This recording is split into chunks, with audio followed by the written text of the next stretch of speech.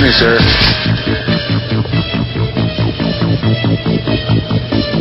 Forgot your receipt. Checkout lines. Who needs them? Have a nice day.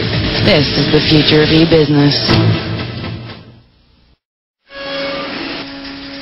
I have a drug problem. 10% of the world's medicine is counterfeit. Affecting over 1 billion people a year. On a smarter planet, we're building intelligence into things. So we can follow this medicine from the factory to the distribution center. To the pharmacy. And know it's the real thing. Keeping counterfeits off the shelves. In places like the U.S., Tanzania, In India. smarter medicine is safer medicine. that's what I'm working on. I'm an IBMer. Let's build a smarter planet.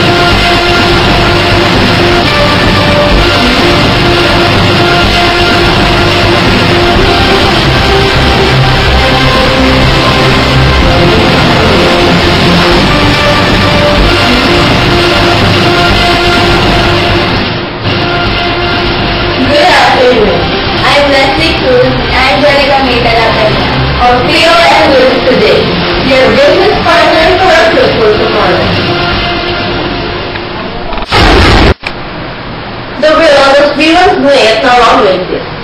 Society is changing. Consumer behavior is evolving.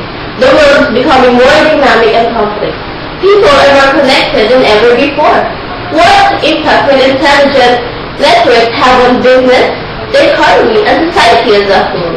What will be the impact on your business and on supply chain? We have Jenica de la Peña on the news. The efficient and effective supply chain management is fast becoming the most important factor in gaining competitive advantage, achieving overall business success, and increasing shareholder value. Managing the chain of events in this process is what is known as supply chain management. Supply chain management is an inventory process involving planning and processing orders, handling, transporting, and storing all materials purchased, processed, or distributed, and managing inventories in a coordinated manner among all the players on the chain to fulfill customers' orders as they arise rather than to build up stock level to fulfill anticipated future demand. Whereas, supply chain is a network of retailers, distributors, transporters, storage facilities, and suppliers that participate in the sale, delivery, and production of a particular product. A typical manufacturing supply chain starts with suppliers. This supplier supplies raw materials to manufacturing companies who will then convert or transform this into finished goods. A distributor or wholesaler is one who buys in bulk from a manufacturer or another wholesaler and sells them to other wholesalers or retailers. A retailer buys merchandise from a manufacturer or wholesaler and sells them to ultimate consumers. In a service supply chain, service providers buy goods or products to a wholesaler or retailer to be used in providing services. These goods will be kept and will be used when a service is provided to a customer. In a supply chain where goods and services flow clockwise and cash flows counterclockwise, suppliers provide goods to be used in the production. Logistics is responsible for the management of the flow of materials and services between the point of origin and the point of use in order to meet the requirements of customers. Logistics involves the integration of information, transportation, inventory, warehousing, material handling and packaging, and often security. Logistics is a channel of the supply chain which adds the value of time and place utility. Reverse logistics is the process of moving goods from their typical final destination for the purpose of capturing value or achieving proper disposal to the satisfaction of the customer or consumer. The manufacturing activities may be part of the procedure. Reverse logistics includes processing returned merchandise due to damage, seasonal inventory, restock, salvage, recalls, and excess inventory. It also includes recycling programs, hazardous material programs, obsolete equipment disposition, and asset. Supply chain is the blood of any business organization. They connect suppliers, producers, and final customers in a network that is essential to the creation and delivery of goods and services. Moving on to the next piece. Flow management, an important aspect of supply chain management. We have Leslie Cruz on the news. Thank you, Jen. Now, let's move on to the three types of flow in the supply chain: the production, information, and the financial flow. Production flow includes the movement of goods from a supplier to a customer. It ensures the flow of materials through your supply chain so your product arrives at the right time in the right place. Next is the information flow. It involves transmitting orders and updating the status of delivery. It precedes and causes material to continue or stop flowing through the supply chain. Thus, your supply chain material flow will be as good as the information that arrives in. And lastly, the financial flow. It consists of credit terms, payment schedules, and consignment and title ownership arrangements. Financial flow is an important flow in supply chain. It can provide the firm the opportunity to increase the efficiency of the supply chain and improve its profitability. Generally speaking, corporate management responsibilities have legal, economic, and ethical aspects. Legal responsibilities include being knowledgeable about laws and obeying it, and operating conform to regulations. Next, economic responsibilities. It includes supplying products and services to meet demand as efficiently as possible. In order to thrive in the public's eye and meet the demand, a company must meet certain social responsibility requirements. Thus, in the planning stages, it must consider where it can provide value beyond its products and services. For example, a company can meet its social responsibilities by supporting important causes and making charitable donations, such as ABS-CBN, who has ABS-CBN Foundation. These charitable institutions help them to have a good reputation in the public. Next is ethical responsibilities.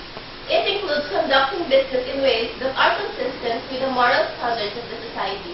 Organizations must think about setting guidelines in order to govern their business practices and to protect the company, its employees, and shareholders.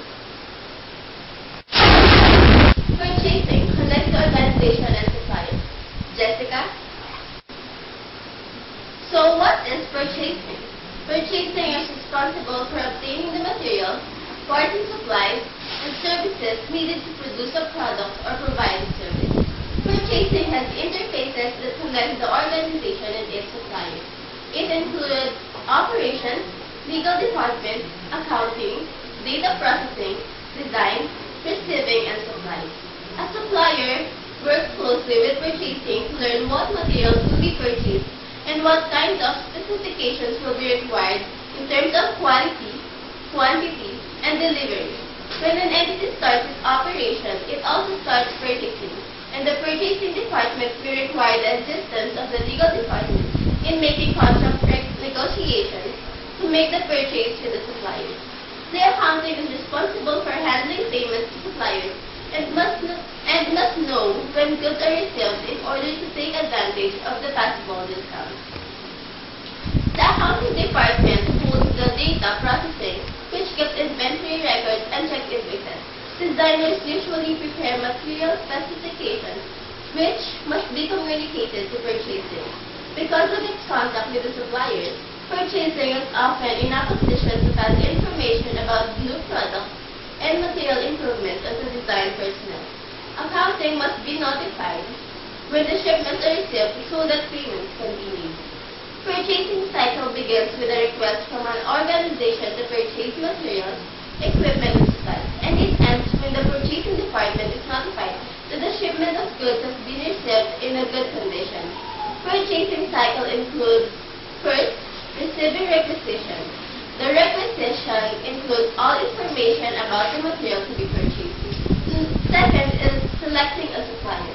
The purchasing department must identify suppliers who have the capability of supplying the desired goods on time. Third is order is placed. This is when the desired goods have been ordered to the selected suppliers. Then, fourth, monitoring orders. The purchasing department must communicate with the suppliers if ever there are changes to be made, in order materials to allow to them to change their plans.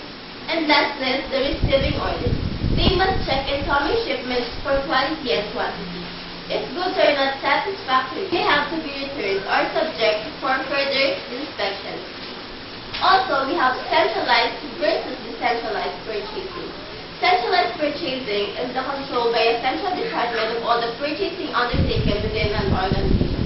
In a large organization, centralized purchasing is often located in the headquarters. Centralized is the advantage of reducing duplication of effort, enabling more effective inventory control, and the ability to keep a tight grip on all aspects of the business. Whereas decentralized purchasing is the opposite, where each plant or office buys what it needs. It has various controlling units and various representatives to merge together for organizing the system. An advantage of decentralization is that there tends to be faster decision-making and an ability to adapt to the demographics or of production. It also means that lower-level managers have the opportunity to gain valuable experience and develop more fully because there is more room to grow. Back to you, Les. Online transaction embraces the business world. A business is the use of electronic